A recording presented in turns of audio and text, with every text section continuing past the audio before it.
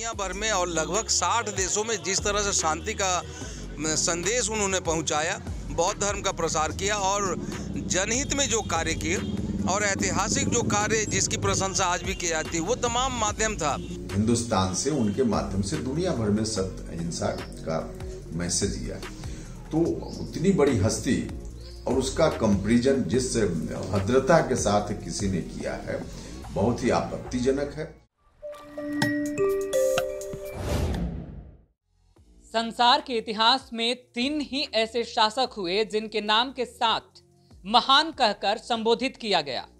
भारत का इतिहास वैसे तो विदेशियों का राज करने का रहा है, लेकिन फिर भारत में एक ऐसे शासक ने जन्म लिया जिसने आगे चलकर शासन किया और उसके शासनकाल को आज भी हम बेहतर शासन के तौर पर याद करते हैं, जिसने एक ही झंडे के नीचे नेपाल बांग्लादेश अफगानिस्तान पाकिस्तान को जीत लिया था।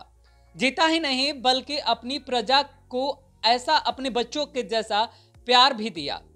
एक ऐसा शासक जिसके कई निशान लिए आज भी हम बड़े गर्व के साथ घूमते हैं। नाम था अशोक सम्राट। संसार के इतिहास में केवल 3 ही ऐसे राजा हुए जिनके नाम के साथ महान कहकर संबोधित किया जाता है। एक अलेक्जेंडर, दूसरे अकबर और तीसरे महान सम्राट अशोक। महान सम्राट अशोक की आज चर्चा हम क्यों कर रहे हैं? क्योंकि राजनीतिक गलियारों में महान सम्राट को लेकर एक बार फिर से बात विवाद शुरू हो गया है। नहीं, देखिए, बहुत ही आपत्तिजनक बयान है उनका। अब सम्राट अशोक की महानता दुनिया भर में लोगों के बीच जग जाहिर है। उन्होंने अपने शासन काल में इतना अच्छा किया कि आदमी की सेवा तो आदमी की सेवा, पशु पक्षी पेड़ पौधा उसको बचाने का भी उन्होंने अभियान चलाया और एक मैसेज, एक संदेश हिंदुस्तान से उनके माध्यम से दुनिया भर में सत्य अहिंसा का मैसेज दिया। तो उतनी बड़ी हस्ती और उसका कंपैरिजन जिस भद्रता के साथ किसी ने किया है, बहुत ही आपत्तिजनक है।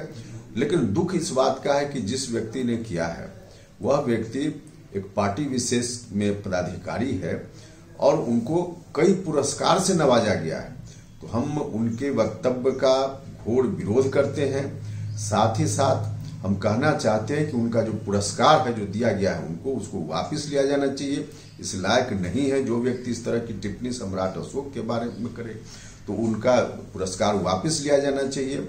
और साथ ही साथ पार्टी को भी चाहिए कि कार्रवाई करे, उनके खिलाफ एक्शन हो, और नहीं एक्शन हुआ तो स्वाभाविक रूप से जिस तरह से आक्रोश चारों तरफ से दिख रहा है देश भर से, तो कहीं ना कहीं फिर पार्टी का भी नुकसान होगा। देखिए, सम्राट अशोक का कार्यकाल आपको मालूम ही है 273 बीसी से लेके 232 बीसी तक था। लेकिन इस पीरियड में, इस काल में उसने जो कार्य किया है उसकी प्रशंसा करनी चाहिए। और भारतीय इतिहास का वो एक स्वर्णिम युग था। न केवल वो मौर्यों में सबसे प्रतापी राजा था, बल्कि दुनिया भर में और लगभग 60 देशों में जिस तरह से शांति का संदेश उन्होंने पहुंचाया, बौद्ध धर्म का प्रसार किया और जनहित में जो कार्य किए और ऐतिहासिक जो कार्य जिसकी प्रशंसा आज भी की जाती है, वो तमाम माध्यम था। और कलिंगा युद्ध जो कि 261 बीसी में हुआ था, उसके बाद तो उनके कार्य और भी प्रशंसनीय हैं। उन्होंने भेरी घोष के बजाय धम्म घोष को अपनी प्राथमिकता बनाया। अर्थात हम सैनिक रूप से किसी को पराजित और पराभूत नहीं करेंगे, बल्कि उनको सांस्कृतिक रूप से अपने में मिलाएंगे। तो प्रसार की लालसा कोई बुरी नहीं है, लेकिन बुरी बात यह है कि भाई उसको हम किस रूप में अभिव्यंजित करते हैं। और जिस तरह से Indian council for cultural relations के उपाध्यक्ष दया प्रकाश सिन्हा जी ने उन पर आक्षेप किया है, उसके पीछे की कहानी को समझा जा सकता है। उसके पीछे मूलभूत बात यह है कि बौद्ध धर्म और ऐसे दूसरे जो धर्मानुयायी हैं और उसके जो प्रसारक हैं उनको गालियां देना। सो देखिए, इसके जो अल्टेरियर मोटिव हैं उसको समझना होगा। और धर्म प्रकाश सिन्हा उसी के एक भाग हैं। अपने एक प्रतापी राजा, अपने इतिहास, अपने पुरखों की निंदा करना मैं समझता हूँ बिल्कुल गैर वाजिब है और इसकी सबको निंदा करनी चाहिए। किसी जात, धर्म या किसी वर्ग की बात नहीं है। इसकी निंदा मैं पुरजोर निंदा करता हूं और अशोक के प्रताप और उनके शौर्य, उनके ऐश्वर्य, उनके वैभव, उनकी उपलब्धियों की सराहना होनी चाहिए। हम आगे आपको बताएंगे कि पूरा मामला क्या है, लेकिन उससे पहले आप जरा जान लीजिए कि अशोक सम्राट की उपलब्धियां कैसी थी, कौन थे और क्या कुछ हुआ था। एक मौर्य काल का ऐसा शासक जिसने भारत, दक्षिण एशिया के बड़े हिस्सों के साथ ही पर्शिया पर भी एक छत्र राज किया था, जिसका जन्म सम्राट की पत्नियों में से एक धर्मा के गर्भ से हुआ था। यह माना जाता है कि भगवान बुद्ध ने इस शासक के जन्म से बहुत पहले ही उनके बारे में भविष्यवाणी कर दी थी। उन्होंने कहा था कि पाटलिपुत्र में एक राजा होगा जो 4 में से एक महाद्वीप पर शासन करेगा और जमद्वीप में मेरे प्रवचनों को प्रचारित भी करेगा। पूरी दुनिया में बौद्ध धर्म का प्रचार प्रसार भी करेगा। फिर एक ऐसा ही शासक का जन्म हुआ, नाम था सम्राट अशोक। आगे चलकर सम्राट अशोक ने ऐसा ही किया जैसा भगवान बुद्ध ने कहा था। सम्राट अशोक को भारत के इतिहास के साथ साथ दुनिया भर में 2 वजहों से जाना जाता है। पहला, कलिंग युद्ध के लिए और दूसरा, भारत और दुनिया में बौद्ध धर्म के प्रचार प्रसार के लिए। उन्होंने भारत पे 273 ईसा पूर्व से 232 ईसा पूर्व तक राज किया।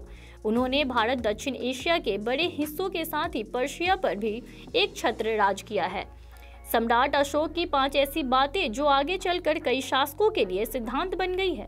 आइए आपको बताते हैं कि पहला वो सिद्धांत क्या है। कोई भी समाज समृद्ध नहीं हो सकता अगर इसका लक्ष्य केवल चीजों को आसान बनाना है। इसके बजाय लोगों को मजबूत बनाने का लक्ष्य रखना चाहिए। दूसरा, किसी को केवल अपने धर्म का सम्मान करके दूसरे धर्मों की निंदा नहीं करना चाहिए। तीसरा, सबसे महान जीत प्यार की है, यह हमेशा के लिए दिलों को जीतता है। चौथा, वह जो केवल अपने संप्रदाय का सम्मान करता है और अपने संप्रदाय का मान बढ़ने के लिए दूसरे संप्रदाय का अपमान करता है, इस तरह के आचरण से वो खुद के संप्रदाय को गंभीर क्षति पहुंचाता है। पांचवा, दूसरे धर्मों की निंदा करने की मनाही है। सच्चा आस्तिक वो वही होता है जो दूसरे धर्मों में जो कुछ भी सम्मान के योग्य हैं उन्हें सम्मान देता है। सम्राट अशोक ने बौद्ध धर्म को न केवल भारत में बल्कि विदेशों में भी फैलाया है। इसके लिए उन्होंने बुद्ध के जीवन से जुड़ी जगहों पर कई स्तूपों का निर्माण भी किया है। इसकी बदौलत उन्हें धर्म अशोक की पदवी भी मिला है, जिसका अर्थ है पावन या पवित्र अशोक। उन्होंने बेटे महेंद्र और बेटी संघमित्रा को सिलोन भेजा ताकि वहां बौद्ध धर्म का प्रचार प्रसार किया जा सके। अशोक ने बौद्ध धर्म के अनुयायियों के लिए हजारों स्तूप और विहार बनवाए थे। अशोक ने सारनाथ में अशोक स्तंभ भी बनवाया गया था, जो बहुत ही लोकप्रिय स्तूप है। यह भारत का राष्ट्रीय चिन्ह भी है। सम्राट अशोक ने करीब 30 साल शासन किया और उनका निधन 232 ईसा पूर्व में हुआ। उन्हें भारत में आज भी बौद्ध धर्म की सेवा के लिए जाना जाता है। केवल बौद्ध मत के रहे इकलौते ऐसे शासक अशोक सम्राट हुए जो भारतीय मूल के शासक थे, जिन्होंने परचम लहराया, जिनके द्वारा शासन किया गया और उस शासन को सबसे कुशल शासन के तौर पर देखा जाता है। जीवन के उत्तरार्ध में अशोक गौतम बुद्ध के भक्त हो गए और उन्हीं की स्मृति में उन्होंने एक स्तंभ खड़ा कर दिया, जो आज भी नेपाल में उनके जन्मस्थली लुम्बिनी में मायादेवी मंदिर के पास अशोक स्तंभ के रूप में देखा जाता है। आज भी हम अशोक स्तंभ और अशोक चक्र लिए गर्व के साथ घूमते हैं। आज इनकी चर्चा इसलिए हो रही है क्योंकि राजनीतिक गलियारों के कुछ धुरंधर इन पर अलग अलग प्रकार की टिप्पणी करने लगे हैं। इसलिए हमने सोचा कि यह कहानी भी आप तक पहुंचाएं, ताकि एक बार फिर से आपके जद्दोजहद में यह भी चीजें ज्वलंत बन जाए। अखंड भारत, अभी प्रफुल्ल जी ने कहा, और भारतीय सीमा का विस्तार के मामले में अगर कोई चक्रवर्ती हुए अखंड विश्व में तो उनका नाम है सम्राट अशोक मौर्य वंश। और वो मौर्य वंश का जो काल है वो लगभग 2500 साल पुराना काल है। और इसी काल में ये मौर्य वंश पहले इनकी रियासत हुआ करती थी, जो आज का राजगीर है, राजगिरा है।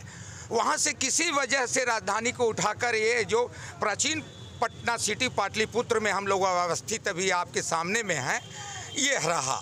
और इसी जगह से लगभग पूरे वर्ल्ड पर प्रफुल्ल कुमार ने जो कहा, भारतीय सीमा का जो विस्तार किया महान सम्राट अशोक ने, शायद दूसरा कोई उदाहरण नहीं है। और उसी क्रम में कपिलवस्तु के रियासत का एक राजकुमार जिनका नाम था सिद्धार्थ, मोह माया से दूर होकर पवित्र पावन पुण्य धरती जहां मोक्ष मिलती है, गया जी धाम, जहां मेरा जन्म भी हुआ है, वहां सिर्फ बैठकर महान सिद्धार्थ ने ज्ञान प्राप्त किया। और वर्ल्ड की अभी लगभग 10 बुद्धम कंट्री हैं जिनकी ताकत के आगे में दुनिया नतमस्तक है। उसमें एक कंट्री चीन भी है, जिसके खेल पर आप लोग इस समय बड़े बड़े बेआबरू होकर कूचे से निकलते चले जा रहे हैं। तो वो मौर्य वंश, वो महान बुद्ध और उनकी गाथा को और उनके विचारों को विस्तार करने वाला अगर कोई इस अखंड मुल्क में महान हस्ती हुए, उनका नाम था चक्रवर्ती सम्राट अशोक। जय हिंद, जय अखंड भारत। महान शासक था, वो मगध का सम्राट था और जिसकी राजधानी पाटलिपुत्र थी। तो पटना नगर निगम के भी द्वारा काफ़ी प्रयास से यहाँ पे भी अशोक सम्राट के भवन को लेकर काफ़ी निर्माण कराया जा रहा है। यही बात की जाए, गांधी मैदान के पास भी एक अशोक सम्राट भवन है और नगर निगम के द्वारा भी बहुत सारे सभागार बनाने के बारे में भी बात की जा रही है। अगर हम बात करें अशोक सम्राट की, तो बहुत ही महान शासक था। उन्होंने कलिंग को छोड़कर पूरे भारतवर्ष पर, संपूर्ण भारतवर्ष पर अपना शासन किया था। वे जहाँ जहाँ भी गए उन्होंने अपने साम्राज्य का विस्तार किया और जहाँ जहाँ भी गए उन्होंने बौद्ध स्तूपों का निर्माण कराया, अशोक स्तंभ बनवाए, जो बिल्कुल हमारे जीवन में एक छाप छोड़ती है और जिससे हमें अपने जीवन में उतारने का एक आदर्श मिलता है। और वो काफी अच्छे महान शासक रहे जिससे हमें बहुत कुछ सीखने को भी मिलता है। देखिए, आखिरकार आरजेडी की तरफ से एक ट्वीट करते हुए क्या कुछ लिखा गया है।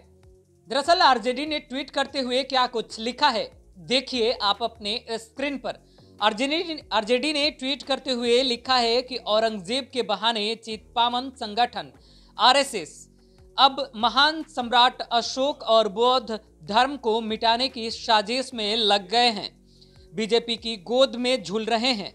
और इसमें बहुत सारे लोगों को टैग करते हुए भी लिखा गया है कि इस बात में सहमति है क्या, राजद सम्राट अशोक का अपमान नहीं सहेगा। यह राजद की तरफ से ट्वीट किया गया है। लेकिन देखिए, वहीं जदयू की तरफ से जदयू के राष्ट्रीय अध्यक्ष ललन सिंह ने भी एक ट्वीट करते हुए क्या कुछ लिखा है। बृहत अखंड भारत के एकमात्र चक्रवर्ती सम्राट प्रियदर्शी अशोक मौर्य का स्वर्णिम काल मानवता व लोक समता के लिए विश्व भर में जाना जाता है। सम्राट अशोक बिहार व भारत के अमिट प्रतीक थे और हैं। सम्राट अशोक मौर्य और बिहार के साथ कोई खिलवाड़ करे, सच्चे भारतीय कभी बर्दाश्त नहीं करेंगे। अब ये तमाम जिक्र इसलिए होने लगा क्योंकि आरएसएस के द्वारा दिए गए बयान पर अब ये बवाल खड़ा हो गया है। इसलिए हमने सोचा कि सम्राट अशोक की उपलब्धियों के बारे में एक बार फिर से आपके जहन में यह बातें पहुंचा दे और पुरानी कहानी, पुरानी हमारे तथ्यों, पुराने हमारे इतिहास को एक बार फिर से आपके जहन को ज्वलंत बनाएंगे। इसी संदर्भ में ये पूरी पेशकश। खास बात तो यह है कि सम्राट अशोक को लेकर के हर दिन कोई ना कोई खबर आती रहती है।